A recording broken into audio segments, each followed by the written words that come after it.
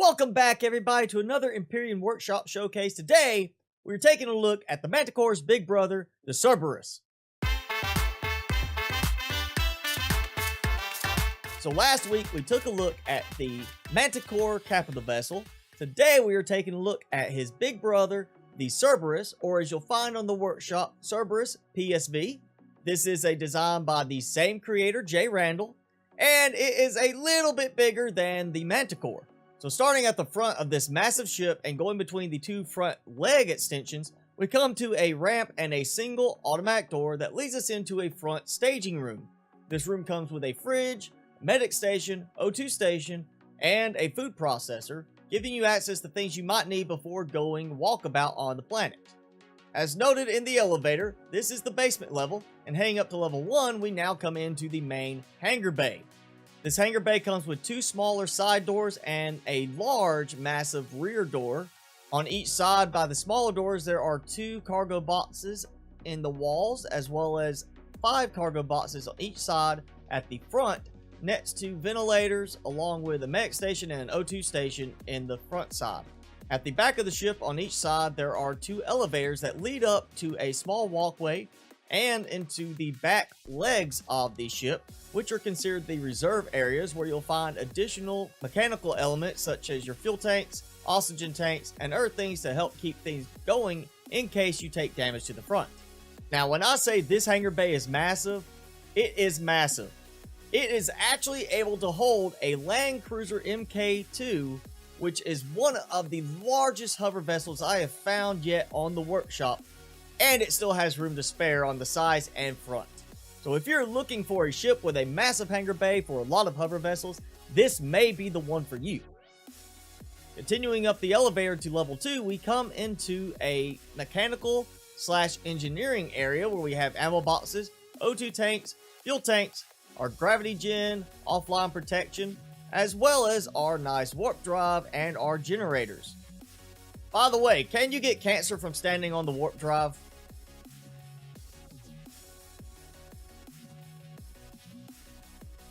Heading up to level 3, we come into the fabrication and farming section of the ship. On each side, we have several cargo boxes as well as doors leading into the farms. We also have a repair station and an armor locker right by the elevator, and O2 station, warp drive fuel tank, and medic station right outside it as well. On each side, you have a Farm A and Farm B, which unlike the Manticore, are not pre-populated. At the back of this section is the other end of the walkway that leads to the back legs and the reserve sections of the ship. Back in the farming section, we find that we have several cargo boxes embedded in the floor that actually run underneath our advanced constructors. Each side of the middle of the fabrication area has 4 advanced constructors numbered 1 through 8. We also have a food processor and 4 fridges, and a set of stairs leading up to Farm C, which is an even bigger farm wrapping around the whole upper section above the fabrication part. In total, the Cerberus comes with 126 grow plots, giving you plenty of food production in this ship. Back in the fabrication area, we'll walk past the stairs leading up to Farm C and find an O2 tank, a fuel tank, and an ammo box, which appear to me to be nothing more than aesthetically placed, as we already have plenty of those elsewhere. We also have secondary doors leading into Farm A and Farm B, and we have a door on each side leading into the bridge area where we have passenger seats, a piloting seat, a medic station, an O2 station, as well as 3 switches controlling your lights, your weapons, and your engine RCS.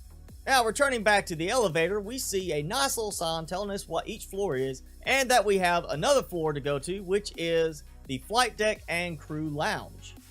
Now, this is a typical type lounge. I like this design better than the Manticores, where it doesn't feel like it's trying to be a cafeteria, but more of just a lounge. And exiting out the door at the top, we come out to the massive flight pad. I like this design better than Manticore's in that there's no section that covers part of the landing pad, leaving the whole landing pad pretty much open for use. Just like the hangar bay below, the flight pad up top can hold some very large, small vessels. The Cerberus is a size class 5 unlock level 25 capital vessel. It can hold about 75,000 fuel, giving you around 58 to 60 hours of use when you have the engine's RCS turned off. With its 31 oxygen tanks, it can also hold 62,000 oxygen spread across 14 ventilators and 4 oxygen stations. Because of the ship being so large, there are 4 medic stations spread throughout. As with a ship of this size, you typically can expect it to be fully armed, and the Cerberus is no exception. For manual firing weapons, it's armed with 4 pulse lasers and 4 rocket launchers. For the automatic weapons, it comes with 3 minigun turrets, 6 cannon turrets, 2 flak turrets, 2 plasma turrets, 4 pulse laser turrets, 1 artillery turret, and 3 sentry guns. In total, there are 42 cargo boxes and 5 ammo boxes on the ship. We also have 5 fridges, 2 food processors, and 8 advanced constructors. As can be expected with a ship this size and with its complement of weapons and advanced constructors, the Cerberus has a good bit of resource requirements involved with it. The 2 resources you'll need the most of will be your 25,000 plus sathium and your 16,000 plus iron. You will also need 3,848 neodymium and 3,071 erestrum and zascosium. I really like the Manticore we looked at last week, and I like the Cerberus even better. I feel the farms are laid out better. I feel most of it is laid out better. There are 2 drawbacks to the ship, with the first one being aesthetic. There is no place in the ship that you can find living quarters or bathroom shower amenities, which ruins the feel of it being a complete mobile base. It's true you really don't need these in the game as far as functionality, but for the aesthetic purposes, I would like to at least see something like that. The second problem I have with this ship is functionality. In my gameplay, I rely a lot on either using hover vessels or small vessels to go out and do work, and the placement of the cargo boxes and the advanced constructors is a bit more trouble than it is in other ships I've tried out. With that being said though, if you're willing to put up with having to walk a few more steps to get to your constructors and the bulk of your storage capacity, this ship will provide you with plenty of room to carry even the largest hover and small vessels you put together.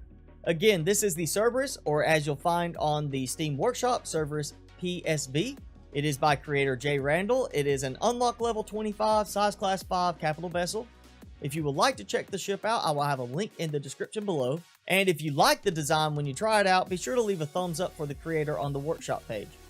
Well, that is it for today's video. I hope you enjoyed it. And if you did, be sure to hit that like button. Also, make sure you hit subscribe and tick that notification bell if you have not done so already. Leave me a comment below. Let me know what you think about this vessel, if you agree with me on the things that I find to be problematic, or if you have suggestions of what could make it even better.